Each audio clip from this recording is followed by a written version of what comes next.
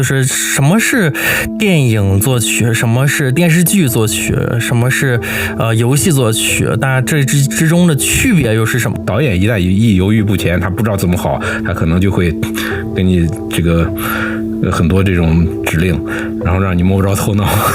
因为 AI 的这种发展已经是那种让很多行业都瑟瑟发抖。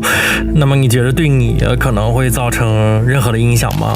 我在里边藏了一首，我还在片尾字幕写上了，这段出自圣桑的《动物狂欢节》。And this I dreamt, and this I dreamed. 大家好，欢迎来到赛色岛，我是大熊安林。今天呢，有一个我的老朋友，也是我电影的作曲家刘涛然后他也是做过我们可能中国观众比较熟悉的电影《无问西东》和《拯救嫌疑人》等这样的国产电影，以及电视剧《新世界》，还有耳熟能详的大家游戏《王者荣耀》的作曲家刘涛那让刘涛给大家打个招呼。 Hello， 大家好。王者荣耀就别那啥了，就做了一点，做了2首皮肤音乐。我觉得可能很多的朋友们都比较好奇，就是什么是电影作曲，什么是电视剧作曲，什么是游戏作曲，但这之中的区别又是什么呢？或者说他们分别都能起到在这些不同的领域都分别能起到什么样的作用呢？或者说电影作曲是怎么产生的呢？等等这一切的疑问吧，我们今天就跟随咱们的作曲家刘涛，然后一起来聊一聊这个问题。那么什么是电影作曲呢？它跟电视剧配乐啊，或者跟这个游戏配乐啊，有什么相似或者区别吗？我觉得这个问题吧，在今天的电影和电视剧，在我看来，它对这个音乐的应用方式应该没什么特别大的区别，无非就是一个，我觉得如果要说有区别的话，也就是一个成本上的区别。就是个电影的话，往往就是成本可能会比较大一些，它就是比较集中一些，就是能用更多的预算来做同样长度的音乐吧。然后这个电视呢，历史上可能觉得电视对音乐的要求不像电影这么高，对吧？这可能觉得电视剧音乐可能就是要求低一些，但是在今天这个也完全不是这个情况了，因为今天的电视它这个尤其像那个什么 Apple TV 啊，什么 Netflix， 它对这个声音的要求一点也不低，它的混音的要求也要求是环绕声的，也要求是 Atmos 的，它和这个以前的现在电影院都没有要求必须 Atmos， 现在这个电视剧像网剧的要求都这么高，所以说我感觉它首先从这个技术层面来讲啊，它是完全不会比这个电影要差的。所以从这个角度讲，我觉得电影和电视它在音乐的，它从技术上讲这个没什么大区别，从功能上讲我觉得也没有特别大的区别，因为它无非就是一个辅助叙事的功能嘛，它或者是怎么说呢，用比较学术一点的说法，它有一个3大类的功能嘛，什么物理功能，什么结构功能，还有设定功能等等，什么意思？你能就是说，比如说物理功能是什么意思呢？就是说，我们看某些片子，比如说举个例子，波斯王子，你还没看到画面，你可能就会先听到一段波斯的音乐，对吧？这就是把你带到了那个中东，带到了波斯那个地方。这就是物理功能，物理功能其中的一个叫设定背景的一个功能，设定文化背景和地理背景。然后或者是一段你打架的时候，噼里啪啦的，我这个音乐也跟着很紧张，对吧？这个就是一个增强这个紧张感的一个功能，对吧？这也算是一种物理功能嘛。然后呢，另外呢就是情绪功能了。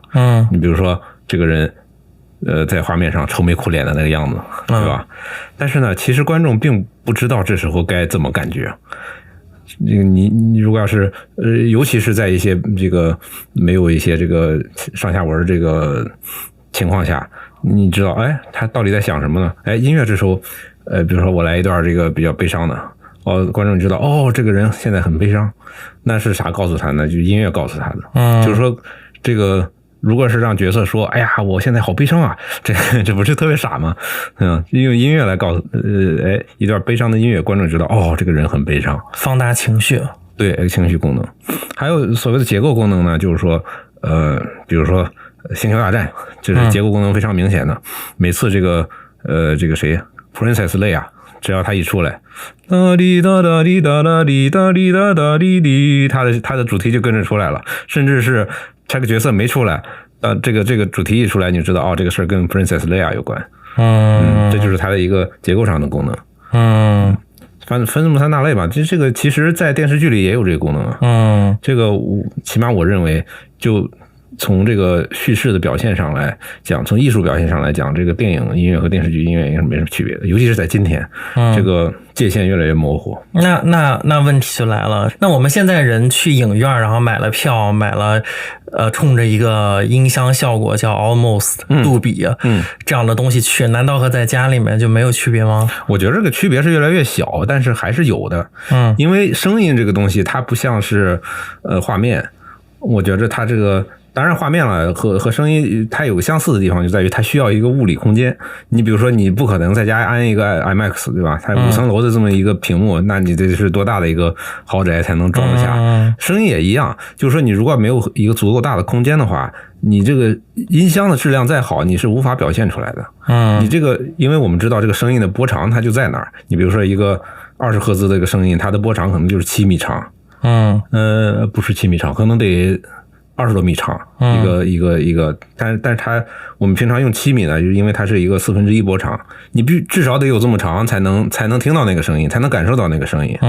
所以你去电影院的话，你还无论你家里的这个音箱的这个品质多好，你还是没有电影院的那种感觉的。而且从另外一个角度讲，我觉得观影嘛，有人认为它是一个集体行为，就是说你和一大堆人一块看电影，你和你自己别在家里看还是不一样的。你有互相感染的。对，我觉得这是今天这个去电影院的价值。了解。那详细来说，什么是 Atmos？ 可能很多观众就买票的时候说有那个杜比 Theater， 那什么是杜比 Theater？ 然后什么7.1，什么5.1，还有什么几点几？对，这是什么意思？这是比较技术的问题，我可能不能解释的比较权威啊。但是我的理解就是这样，它这个以前的电影拿5.1呢很好理解的嘛，就是有5个声道。然后再加上一个低音声道，所谓的5.1嘛。那5呢就是左中右、左后环、右后环和低音。低音它叫 LFE Low Frequency Effect， 就是说低频效果。它和那个我们家里边平常用的那个所谓的低频管理叫 Bass Management 还是不一样的。就是说一般家里用低音炮呢，它就是因为它的主喇叭延伸不到这么低，它所以说用低音炮帮它一下。这是一般家里用低音炮的这个作用。电影院的那个低音呢，它就是辅助给你一个低音的效果。其实它的左中右完全是全频段的，就它已经足够给你这个全部的声音信息。只不过呢，它的这个低音它并不是专门用来放低音的一个设备，所以说呢，它要用一个专门的低音 LFE 通道来给你这个加强这种低频的冲击感。这是好像我不知道这个确切的历史啊，可能是真是从星球大战开始的。这个格式好像是 Skywalker Sound， 就是斯皮尔伯格的那个公司他发明的。这个我不太确定，可能是这样啊，70年代的时候。然后后来呢，随着电影院的这个面积的增大，这个大家觉得5.1声道好像就是对坐在比较靠近中间或者是后面比较偏的观众，可能他体验不太好，因为他可能离某一个声道比较近，他听的那个声道比较多，所以说呢，增加了一些声道，增加到7.1呢，这个定位就更好一些。然后 7.1 又是增加了哪几个？ 7.1 又增加了一个左后和右后，比这个 5.1 的基础上又增加了一个5.1 是左中右、左环右环，然后低音。然后 7.1 又加了个左后右后，然后有的还有 9.1 又加了一个什么左中右中可能之类的，反正这种比较长这种格式呢，它就统一性就不太高了。然后今天的这个所谓的 Dolby Atmos 呢，它就是打破了这个声道的概念，它就是在整个电影院里遍布了左边墙上、右边墙上、前面这个屏幕后面，然后还有房顶上面，对，房顶上有好多的那个声道，可能最多的比较大的影厅可能有多少60多个声道有可能。然后你在做这个后期的时候呢，你给这个混音师，你要是让他去管理60多个声道的话，他就不太现实，对吧？对，他一个一个，他就光搞这些技术问题，他就没法弄了。是，所以说呢，杜比就用了一个办法，就是弄一个解码器，就是把这个声音呢从一个声道的概念变成了一个叫对象的概念。就是说你可以把这一个对象放到空间中的一个位置，然后呢它也会自动给你算哪个声道应该放什么声音，然后根据不同的影院它的声道分布来给你算出来这个应该怎么放怎么回放。这就是它的这个里边的一些这个杜比实验室的一些科研人员他们搞的事情了。所以说除了杜比还有其他公司在做。对，这种所谓的这种沉浸式声音吧，我知道的至少还有一个叫 Aural 3D 的，好像是欧洲的嘛。看，对，好像有印象。对 Aural 它和这个 Atmos 它不一样的地方，它是分3层，它是分这个好像是中层、高层，还有什么中高之类的。这个具体的技术我也说不太清楚。我去体验过，这个效果也非常棒。只不过呢，就是杜比可能它市场占有率比较大，所以说大家比较认可它。那作为作曲家来说的话，这种创新或者这种功能，或者这种喇叭的变多，会给你的创作增加更多的广度吗？或者增加更多的创造力？会的。一般这个作曲的时候呢，考虑这种问题会考虑，但是不会特别多。更多的是在混音的阶段。就是在混音的时候，我们可以把某些元素，混音师可以决定它，比如说放在某个地方，甚至是在电影混音师。我们知道这个混音的分为2步嘛。我们作曲做完了以后，录完音以后，是要交给一个叫做音乐混音师的一个人，他去把这个先把音乐混在一块儿，然后呢混在一块儿呢，他一般会分为大概是5个到10个，甚至是有的时候更多，个10个 layer， 分为这么多 layer。然后呢，提交到这个电影的中混棚，然后呢，还有个电影的混音师，电影的混音师负责就是把所有的对白啊、音效啊，还有音乐啊，所有的声音混在一块儿，这是他的工作。那一般呢，把这个音乐和其他的东西转换为 Atmos 是在电影混音的这一步来做的。并不是在这个音乐混音。当然有时候呢，你比如说什么 Live Pi 这种，当时那个杜比 Atmos 这个格式刚出来，当时那个作曲家 Michael Dana 他也设计了一下，他也是用杜比 Atmos 来混了一下音乐。也有一定的效果吧，我不知道有多少观众能注意到啊，就是在刚开始那种开场的时候，那不是拍各种动物嘛，然后有一个小鹿跳过去，然后呢，随着这个小鹿跳过去呢，有一声竖琴，噔，就从上面跟着这个小鹿就过去了。这是他当时的一个设计，就是说他如果要是有这样的设计的话，是有必要把音乐也混成 Atmos 格式的。但大多数情况下，今天的这个，即便是最大的这种大片也不会说是在音乐阶段就混成 Atmos， 还是音乐阶段就混成 7.1， 然后由电影混音师把它转成 Atmos。所以你刚才说第一步还不是直接给电影混音师，是要把你作曲的东西给音乐混音师。对，也是的，跟什么结尾曲或者中间的插曲，然后那还是另外的，那些还没有关系。对，就是所有的这个作曲做的音乐。专门有一个混音师，专门有一个电影音乐混音师。往往呢，这个电影音乐混音师和这个电影音乐录音师是同一个人。就是我们做完曲子以后啊，比如说这个写成谱子了，找了个乐队过来，对吧？然后乐队录音的时候得有一个主录音师，这个录音师呢来决定这个，比如说乐队的比如说100个人的乐队，然后需要用几支麦克风，可能得需要好几十支麦克风，每个支麦克风用什么型号的，怎么摆，然后怎么录。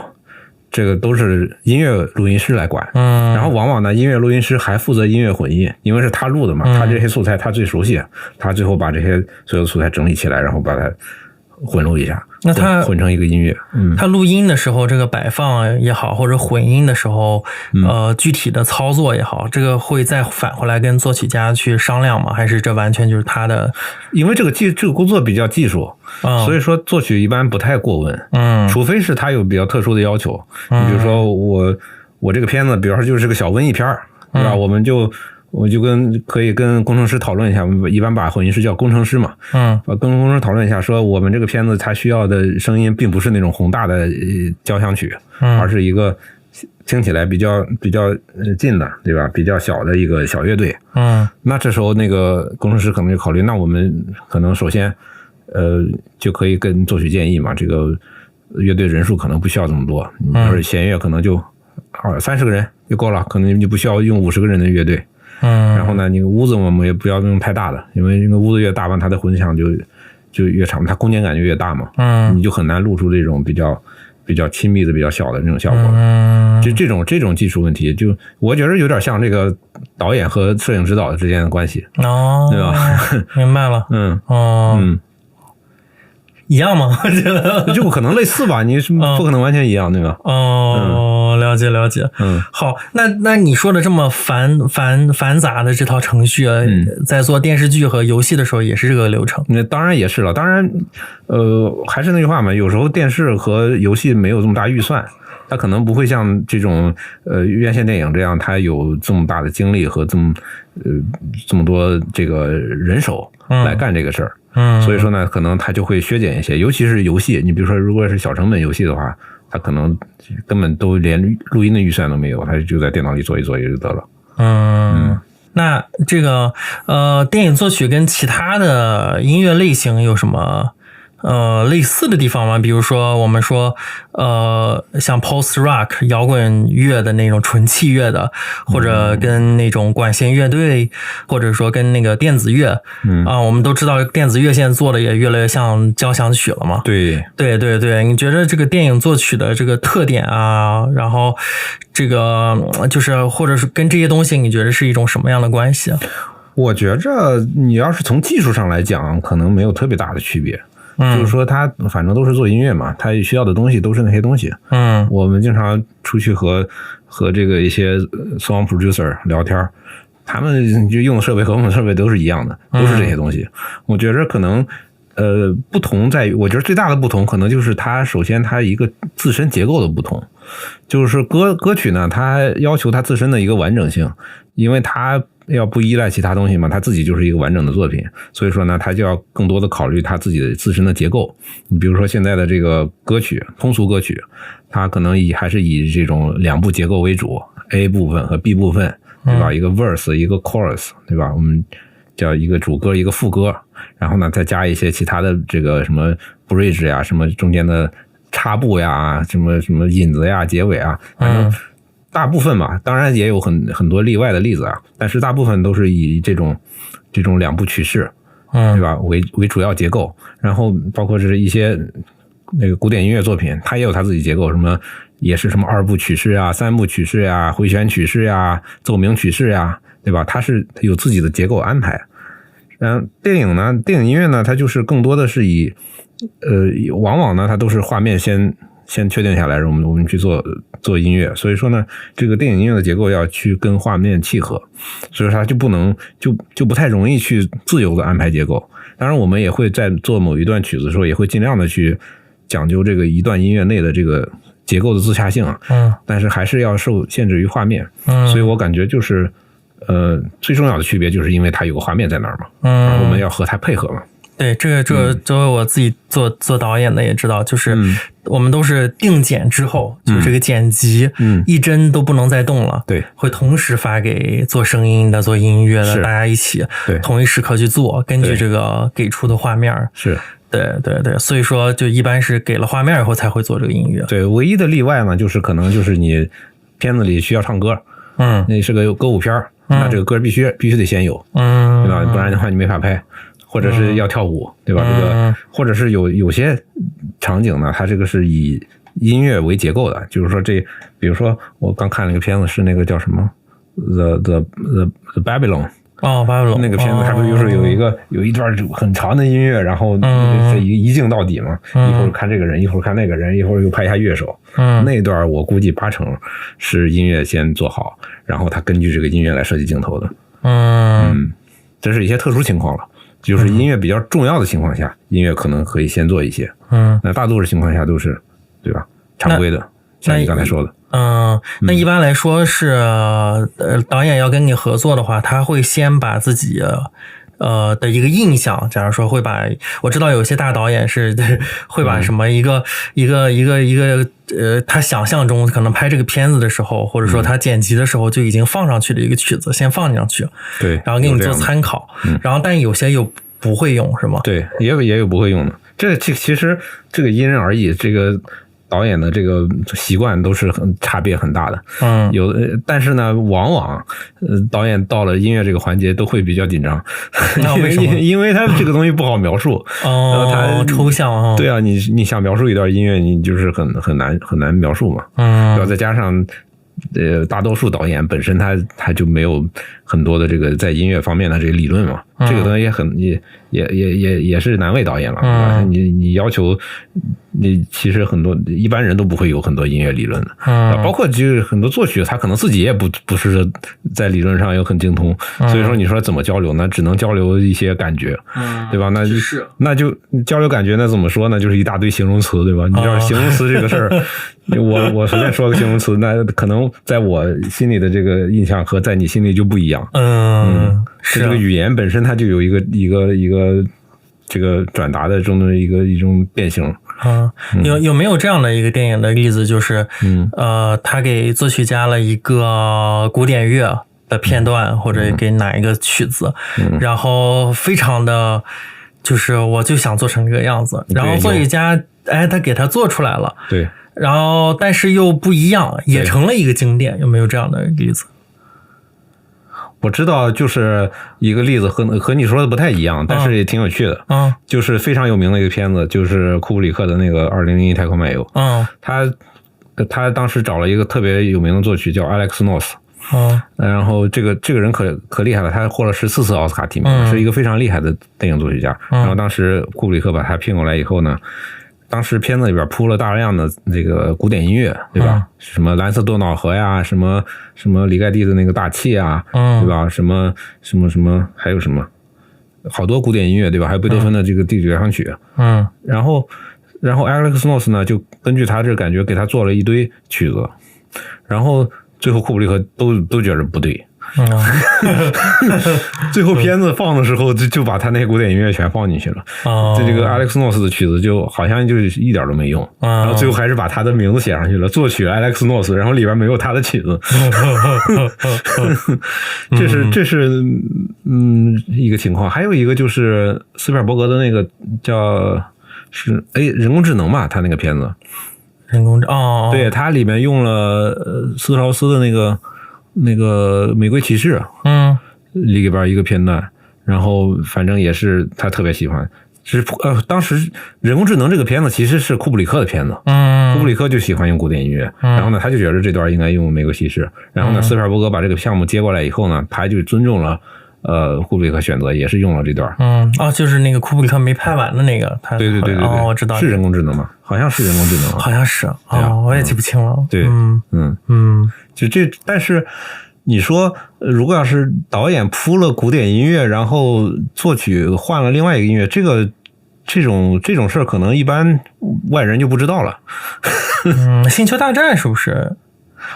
你说的对，星球大战的确有这样的事儿。这个更多是那个剪辑师，一个剪辑师叫 Paul Hirsch， 好像是星球大战剪辑，然后他铺了好多什么普罗科菲耶夫呀，什么那种晚期浪漫派的作品，然后铺进去以后呢，约翰威廉姆斯在作曲的时候就学了很多他的那种那个风格，甚至是抄了一些，可以说抄了一些他的这个动机。你比如说最有名的就是我忘了是哪一部了啊，就是那个 3PO， 走在那个沙漠上，然后 R2D2 吧，好像是突然遇到了一堆那个小矮人，然后就 R2D2 和 3PO 两个人一块走嘛，然后那个音乐滴答滴答滴答滴答，那个其实就是基本上和普罗科菲耶夫的一个曲子，是普罗科菲耶夫还是反正还是那个谁，我具体记不清了，反正是那些俄国这个晚期浪漫派作曲家的一个作品。是根据他那个改，对，几乎就是一模一样。你有类似的例子吗？我类似，我这儿可能也有一个，就是我在做《无问西东》的时候，导演特别喜欢那个Amazing Grace， 然后我最后就用了 Amazing Grace 的这个一个动机，把它用到片子里去。然后呢，到了情节需要变的时候，一堆飞机飞过来了，哎，我这个音乐也就随着这个飞机就变成了一个更加叙事性的音乐。那是一段例子。你电脑里有对比吗？我电脑里还不能说是对比吧，因为我最终就是这样的。好，来看最终。就是导演特别喜欢 Amazing Grace 的这个曲子，然后他就在电影里铺了这个曲子，然后呢，我也就沿用，因为这个曲子本身就是一个好几百年前的曲子嘛，它是属于公共领域，所以说可以用。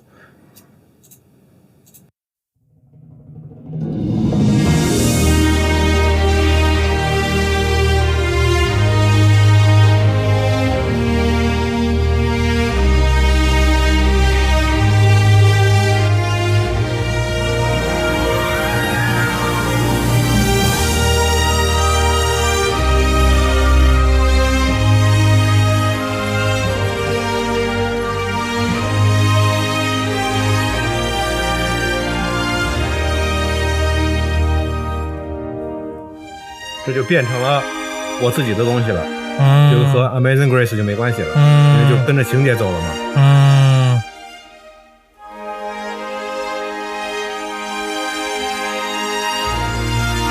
然后又回到 Amazing Grace， 稍微有点变化。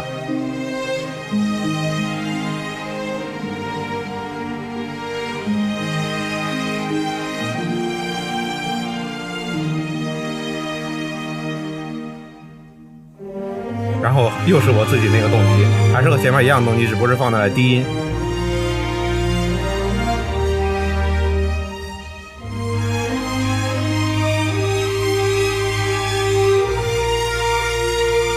然后这时候飞机来了，营造一些紧张感。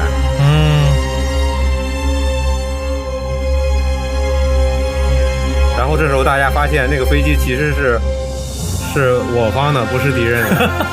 然后马上就舒展开了，是来送吃的，不是来轰炸的。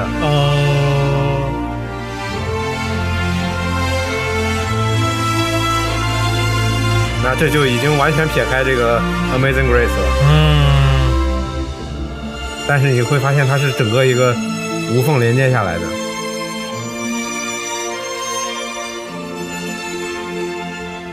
然后最后导演特别满意这个解决方案，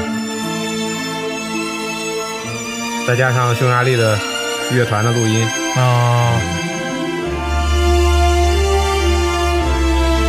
其实我很喜欢在片子里，就是很喜欢在片子里放古典音乐的这种做法。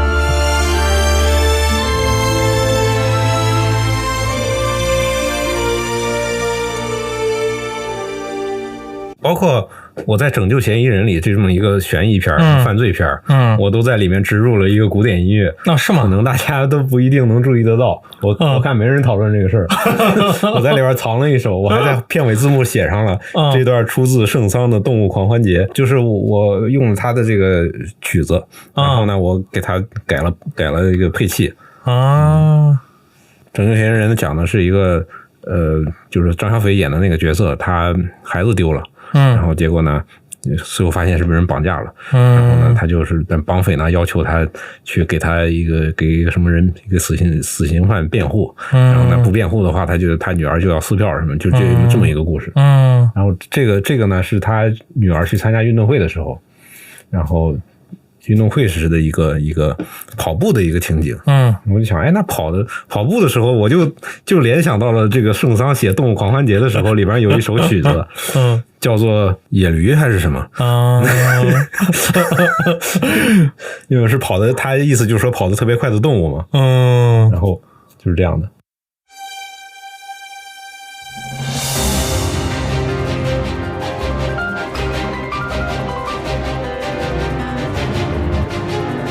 圣桑的曲子只有钢琴，我就是给他加了好多其他的东西。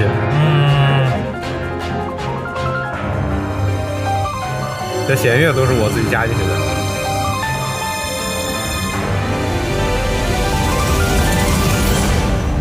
然后又加了个大结尾。可以，好玩。但是我觉得好像没有人注意到这个。有趣。那是不是还有一些是你假如说有一些电影的续集，假如说一个电影出了一个出了一个很火的一个电影，然后出的第2部、第3部、第4部、第5部，然后但是你都要用它这个片子的一个大主题，但是每一部好像又有一些不同。没错，是的。那是什么原理？就是主导动机嘛，主题嘛。就星球大战就是个很好的例子吧。每部一开始都是当当当当当当当，对吧？只要大家一听就知道，哇，星球大战又要开始了。对，就相当于一个标题。对啊，这是一个标志了嘛，已经成为了一个符号了。这简直是太多了。什么007，对吧？当当当，这怎么来的嘞？当当当当当当当当当当当当，对吧？哒哒哒哒哒哒哒哒哒嘞滴哒哒哒，是吧？还有那个Mission Impossible，噔噔噔噔噔噔，对，就听到音乐就能有画面了那种。对，就是一个标志嘛，一个符号了。教父，对吧？也是这样的。对，但比较好像不太一样的是那个哈利波特。哈利波特他也是有贯穿的。他前4部的这个统一性还是比较强的，因为他作曲都是同一个人嘛，都是 John Williams 嘛。后面就是因为作曲换人了。作曲换人了以后呢，他因为 John Williams 他存在感太强了，所以说后面呢，即便是换了人，他也不得不使用一些这个他的主题。你比如说这个主题，就这个。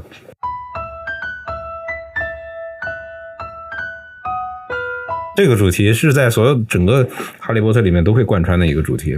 即便是换了作曲家，他也不敢说我就把这个主题扔了不用了。他也会用一下，他可能会加入他自己的一些风格进去。你比如说最明显的就是那 Patrick Doyle。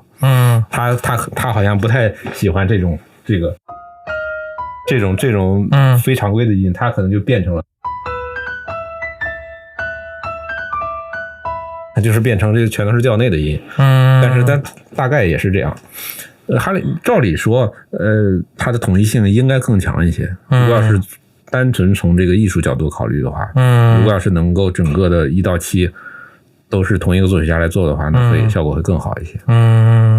假如说你自己做，那你自己作为作曲，有会听自我的经验之外的，或者说自己的个人的兴趣之外的音乐类型吗？还是完全凭借自己的兴趣去做选择呢？你觉得就是你平常听音乐会也好，或听不同类型的音乐也好，会给你自己的创作有一个反哺或者启发吗？当然会了，我是尽可能的去听各种各样的风格的东西。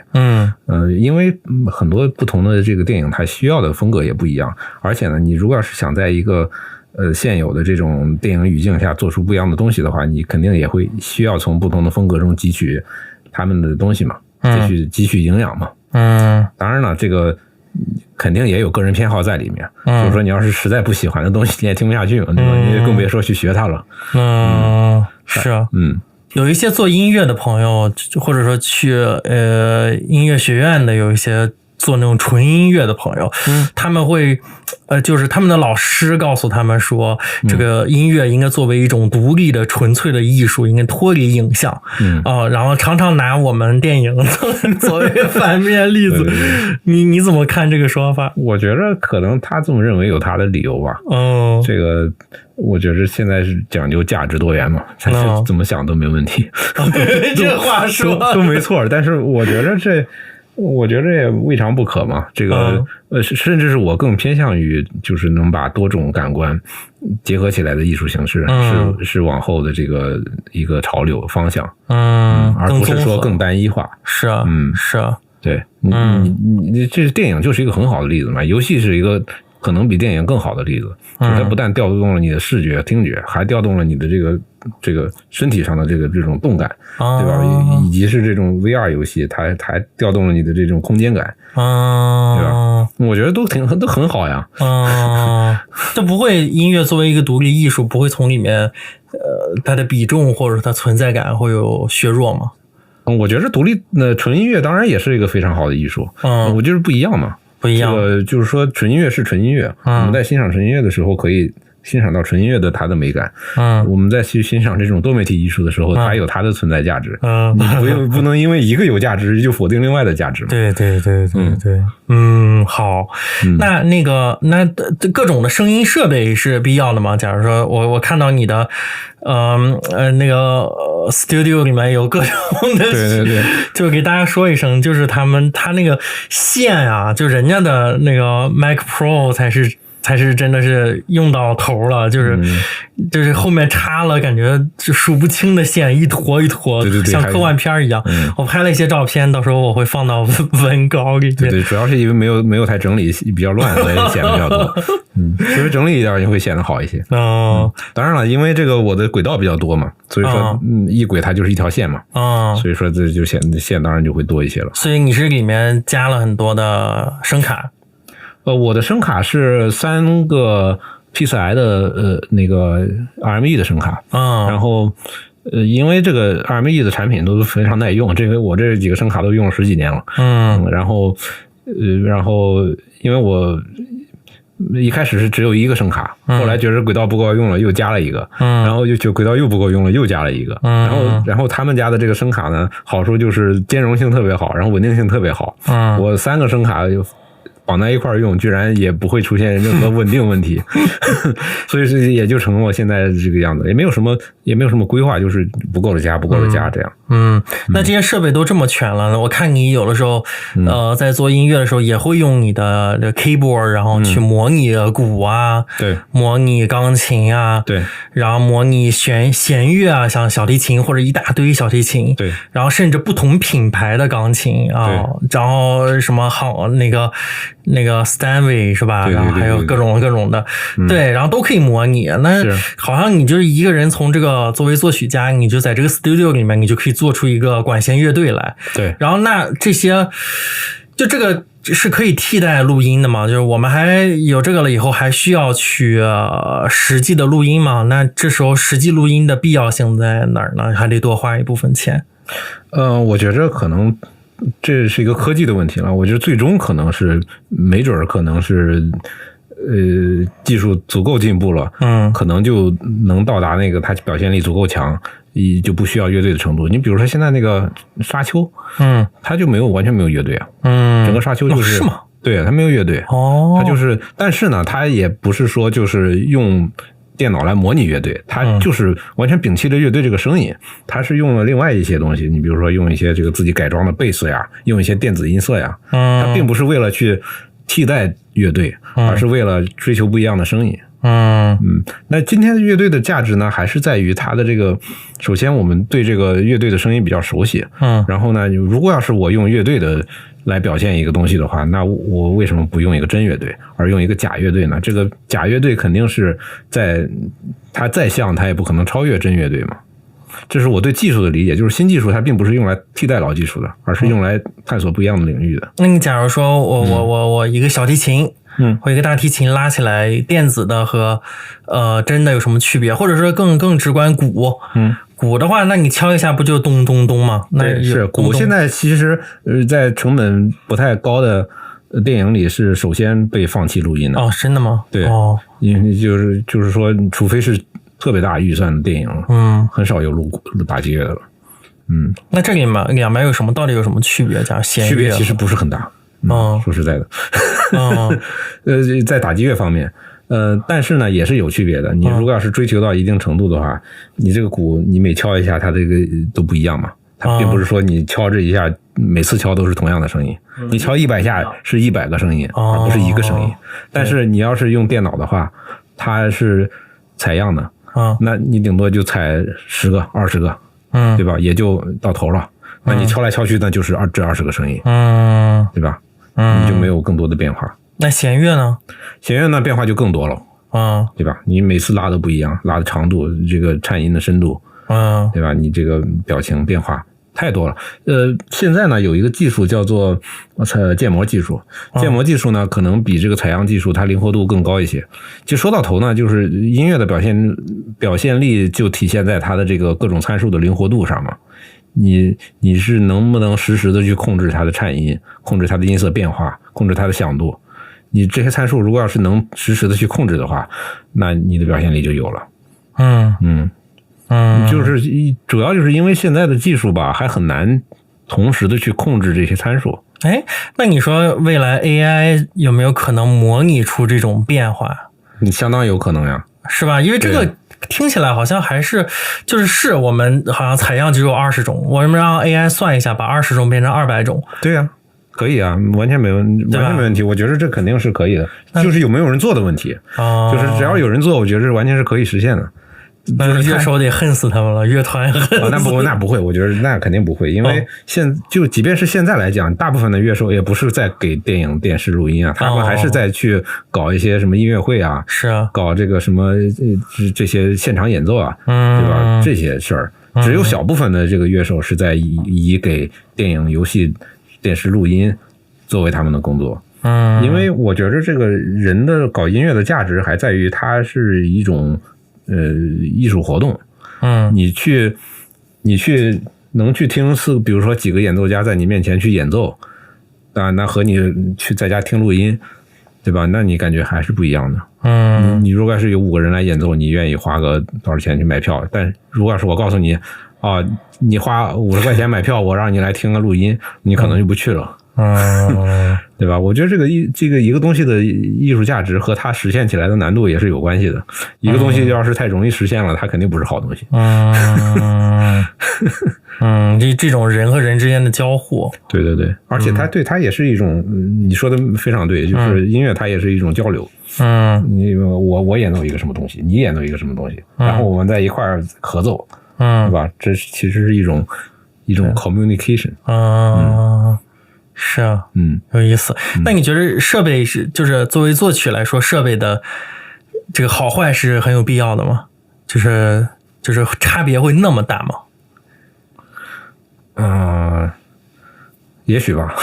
是吗？什么叫也许？这是我觉得这个可能没有那么关键。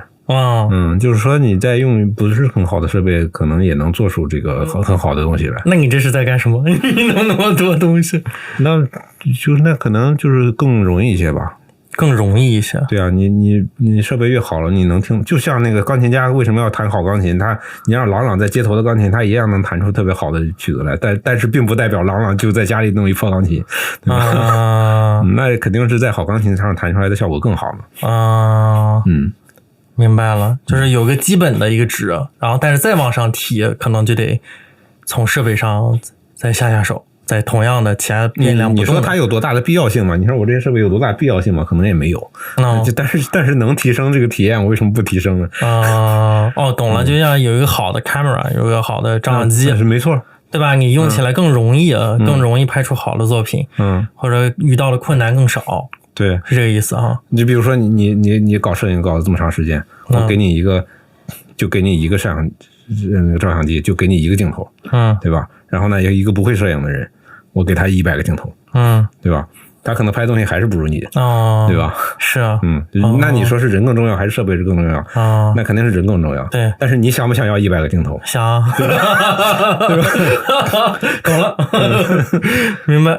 好，那作为那个你参加过很多的这个，据我所知，很多的大制作的电影，也参加过很多像给我做的超小预算的或者小预算的独立电影。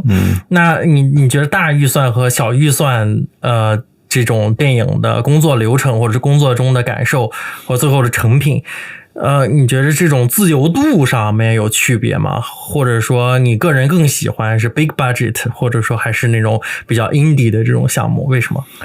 我觉得自由度可以各有各的好处吧。就是说大预算的片子有它大预算带来的自由度。你比如说我想录个，比如说预算大了，我想录个乐队就可以录个乐队，我想录个哪个 solo 我就可以录个 solo，我想录个什么乐手，我就可以给他打电话，我说我这有个片子，你来一趟吧，我就不用担心说的是我还付不起他的钱，对吧？这是自由度体现在这儿。但是呢，它不自由就在于越大的项目，它这个参与的人就越多，导演就会很紧张，对吧？这是他的一个作品，然后他可能就会犹豫不前，然后导演一旦犹豫不前，他不知道怎么好，他可能就会跟你这个很多这种指令，然后让你摸不着头脑，因为你应该很好理解嘛，因为他也很紧张，要是他又不知道怎么去抒发他这种紧张，然后除了导演以外，还有制片人。对吧？也会参与，然后这个平台的这个负责人，然后各种领导，然后还有这个什么审查的这个部门也会来参与一下。反正这个给意见的人越多就越乱嘛。这是大项目的问题。是啊。小项目呢就比较单纯，那个往往都是个人作品，是吧？咱们俩交流，你只要觉得行就 OK 了，对吧？是啊。那他自由度就体现在这儿。那就。相反就不自由的地方就是，你看我不可能是说我给你想录什么就录什么，对吧？我们就有选择性，我要实现某一个效果，我先考虑一下它预算是多少，对吧？对，你都是用手上这个现有的条件，来创造东西。你所谓的大项目嘛，你也不可能大到就是说。当然，咱们也没有做到像好莱坞这么大的几百万美元的这个预算啊，真的是想干什么就干什么。即便是大项目，它也是有一个预算的这个上限的。也不是说想干什么就干什么。总之就是说，你怎么样充分利用现有的条件来做到这个一些不一样的东西吧。了解。那你觉得，如果说有人要成为一个电影作曲家的话，需要怎样的素养的那个积累？什么是一个好的电影作曲家？在你的心目之中，学校教育在其中是必要的吗？然后或者说，我知道你在国内的时候，在中国的时候也是有相关的作曲的教育的背景，然后在美国这边也有。那你觉得这个区别在哪里呢？然后它还有这种不同的地方的教育的这种。对于电影的作曲的教育的区别，环境、土壤，然后它对这个电影产业所产出的结果有没有影响？我觉得对于好的作曲家的这个标准，它是有很多，也是很多元的。这个好可以体现在很多方面。比如说这个威廉姆斯的好，这个好和迪斯普拉的他的好和汉斯季默的好，他就完全不一样。但是你不耽误他们都是特别好的作曲家。所以说我觉得很难用一个统一的标准来衡量吧，就是各有各的好。大概就是关于好就是这样。然后关于这个教育吧，我觉着起码从我的个人经历，我是在国内上的这个北京电影学院，然后又在美国上的这个南加大，然后我觉得这个教育经历都是很宝贵的。我在北京电影学院的时候学到了很多这个电影方面的知识，我们会上视听语言啊，会上这个电影声音啊，会上剧作呀，这让我因为在上电影学院之前，我对电影没有这么充分的了解嘛，上了这些课以后呢，让我对电影有更多的认识嘛。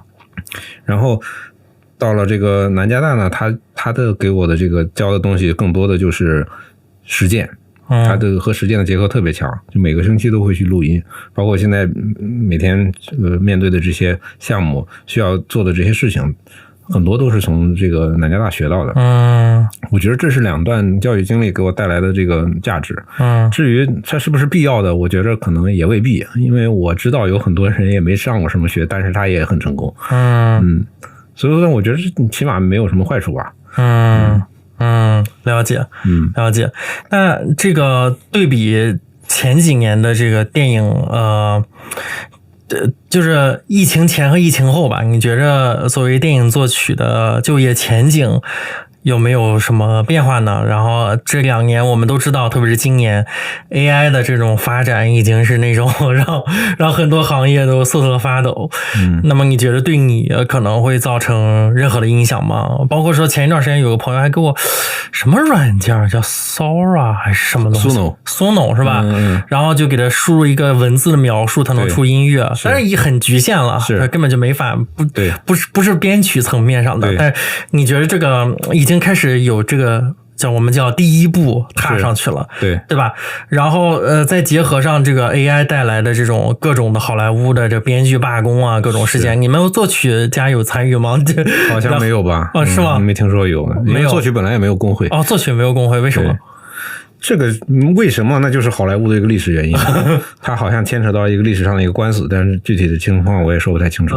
疫情的最直观的感受就是疫情的时候的项目少了。对啊，然后但是疫情过去以后，项目又回来了，所以说我觉得可能影响也就是项目的数量问题。那实质的影响吧，可能作为做后期的，没有像他们在跑现场的体会这么深刻。至于科技的影响吧，现在好像还看不太清楚。你提到的 Sono 嘛，它的确也是，就目前来看啊，它的这个功能还是挺有限的。而且它也没，我觉得目前无论是人工智能方面，无论是美术还是音乐，还是其他的方面，它就是还是一个灵活度问题。就是说你没法精确的控制它到底能出来一个啥东西。起码目前人工智能对我来说还是，我觉得还是蛮好的，因为我都已经开始用它做好多东西了。例如，比如说，我可以用它来做这个歌曲的 demo 呀。以前的这个我这个做歌就纯凭想象，对吧？现在呢就能做出，得让人工智能可以唱出来了。啥软件？有好多啊，什么微软也有，什么这个还有反正好多家都在出这种歌手软件。你有小样吗？就是歌手唱的，有没有那种你后来录音也录真人了这种对比同一首歌的？有个电视剧叫《孤舟》，对，导演特别喜欢一首民国时代的歌曲，叫我如何不想他。然后呢，这首曲子特别有名。作曲叫赵元任。赵元任，对，然后这个作词叫刘半农，这个人还挺有名的，对吧？是。所以这是3个变形是吗？是先是这个原曲，然后再是 AI 小样，然后再是我们的最终作。是的，这个原曲呢是一个比较有时代感的，而且录音呢是一个那个年代的1920几年的录音嘛。所以说呢，就你会听到那种刷刷的那种声音。我们听一听。天上飘着雪，很有民国感的一个歌。地上吹着些微风，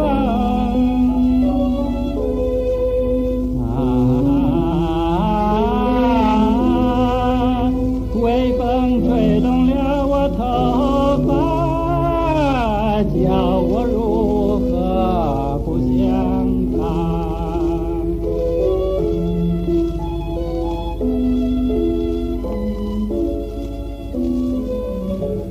对，大概就是这样的。导演希望这个歌以一个现代版的一个现代人的这个唱法，因为让现代人更为接受的一个唱法，然后在片子里出现。现代人不会这么唱歌了嘛？对，所以你就先用 AI 让他唱了一下。是的。所以下面是 AI 版。天上飘着些微云，地上吹着些微风，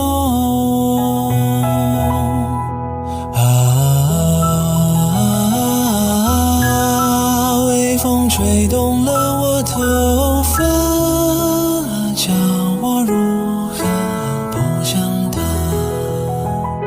对，然后这个还有一个好处就是可以给歌手当一个导唱。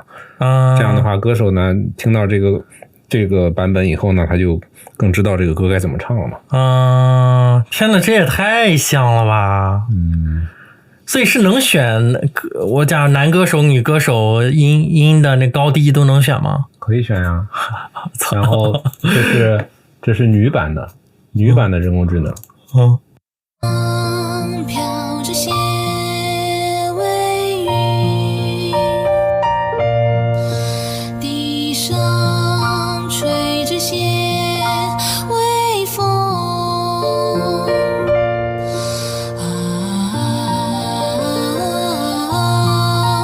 微风吹动了我头发，叫我如何不想他。其实我没怎么调，你能听出来还是有一些机械的嘛，对吧？还是有一些电脑的感觉的。对，这还可以调。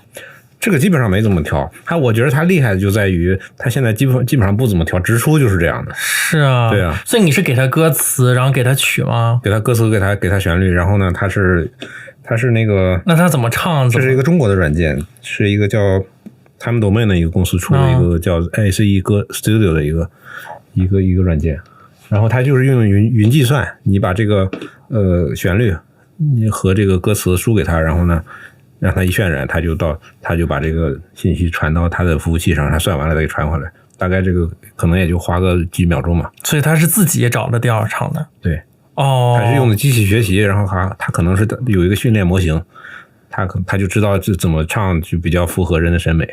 我假如我给他说你要用金属死亡金属的方式唱，他有很多歌手，他有不同的歌手，不同的歌手他是用不同的模型来算的。了解，所以说他风格也就不一样。所以你最后录出来是？对，最后录出来呢是片子里边的演员唱的，男生版呢就是主演曾舜晞唱的。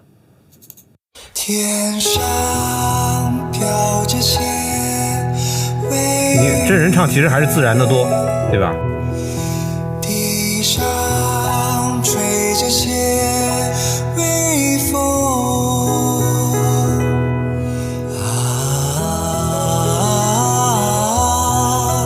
微风吹。然后女生版呢也是片子里的演员。天上飘着些微雨，地上还是不一样的，对吧？吹着些人的处理还是更细腻一些。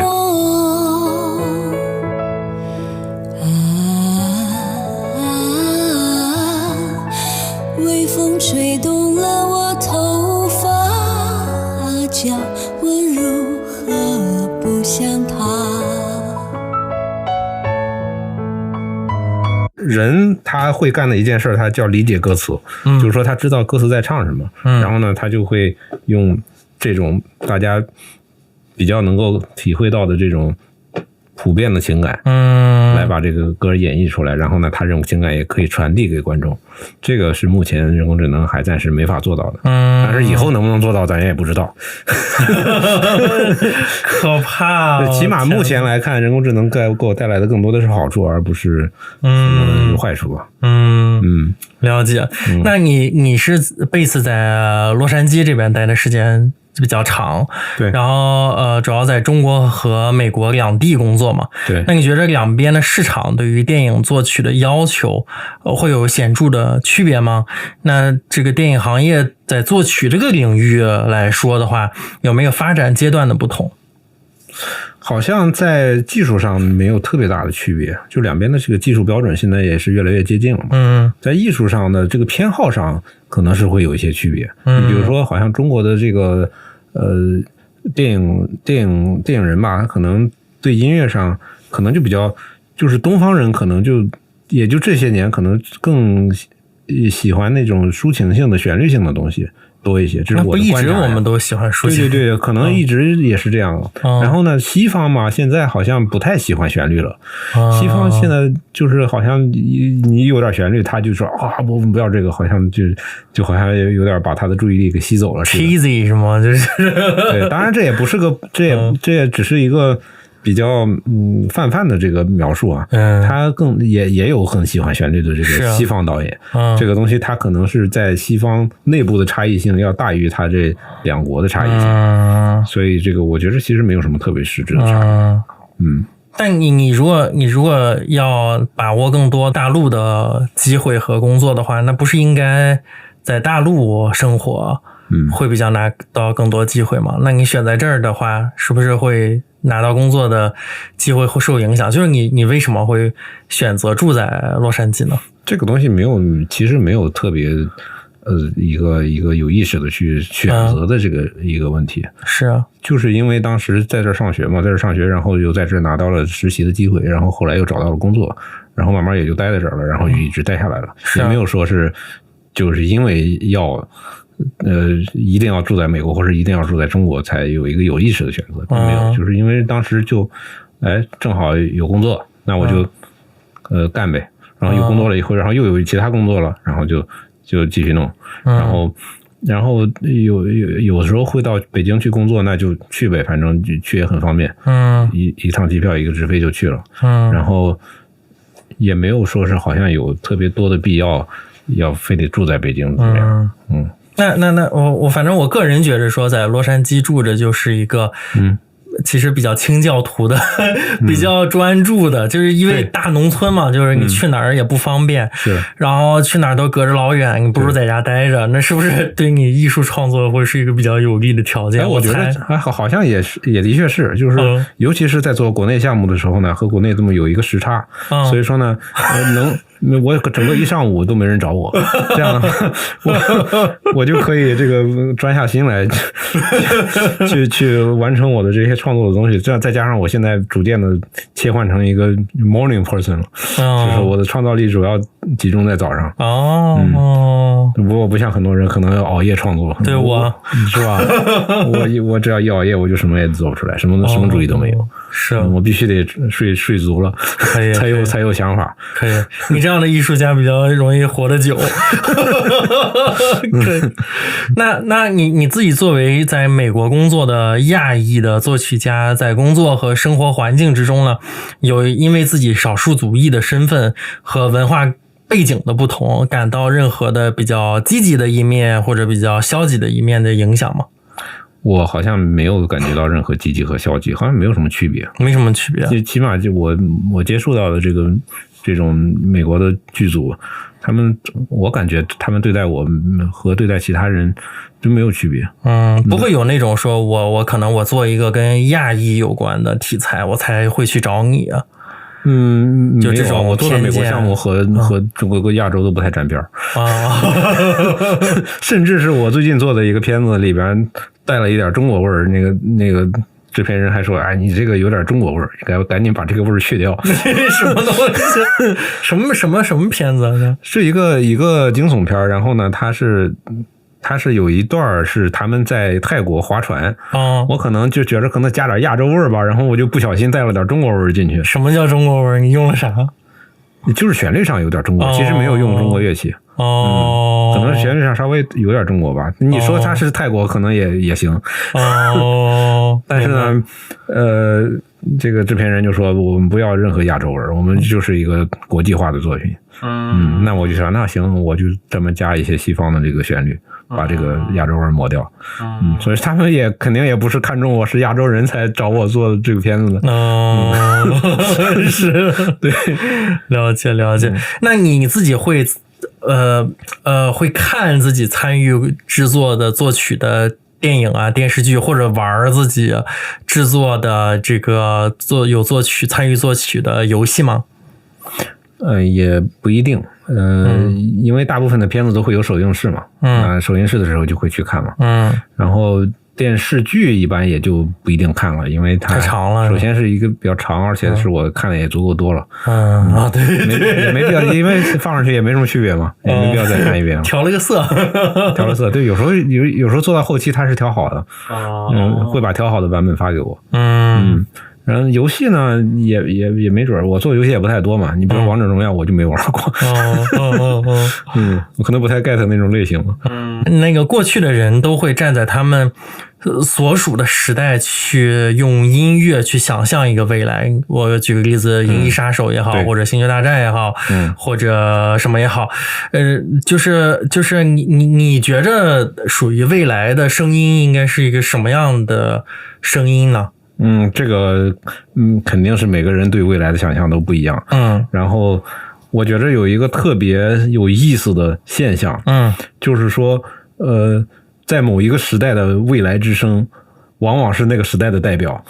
你比如说《银翼杀手》，他用的是那个当时的雅马哈的一个叫什么80来着，什么80合成器，然后那种声音现在就代表80年代，并不代表未来。是啊，对，所以就是有一种怀旧的感觉，就是当时可能是觉得是未来的声音，其实后来就变成怀旧了。因为《银翼杀手》特别成功，然后当时就出现了一大批的这种所有的这种科幻作品都去模仿它。你就有点像今天的沙丘，可能特别成功。那我估计很快就会有一大批这个电影去模仿沙丘，然后没准沙丘就会变成这个我们21世纪20年代的一个一个代表的声音。明白。所以所有人其实站在现在这个节点去想象的未来，对，也都是我们现在也跳不出那个时代，也跳不出这个时代。或者是说它其实在那个时代是很独特的，你不能说它是很超前的，但是你可以说它是。